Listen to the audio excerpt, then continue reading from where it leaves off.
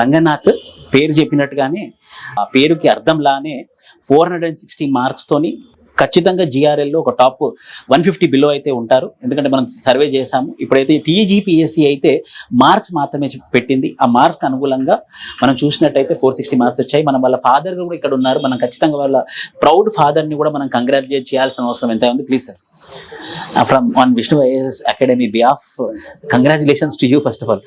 Because of you ఎలా అనిపిస్తుంది విజయం? Sir it feels very happy.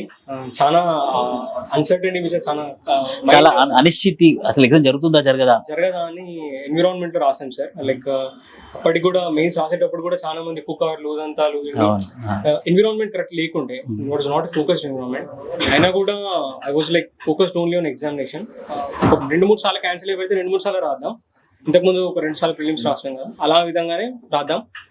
Exam మీద మనకు కంప్లీట్ 100% ఫోకస్ ఉండాలి అనే మైండ్ సెట్ తో ముందుకెళ్ళాం సార్.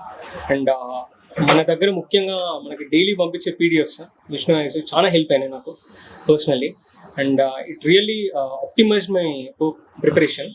అండ్ అంటే ఒక పుస్తకం లైక్ ఒక 1 వీక్ లో చదవాల్సింది, అటువంటి మనకు ఒక గైడెన్స్ ఇలా ఉంటే we can complete it in 2 to 3 days. So అది మనకి ఒక ఫ్యాక్టర్ ఎక్కడ ఎఫెక్ట్ అయితే అంటే లాస్ట్ 2-3 months ఉన్నది, ఈ టైంలో మనం కవర్ చేయాలన్నప్పుడు నాకు చాలా హెల్ప్ అయింది. I should really thank you for that sir.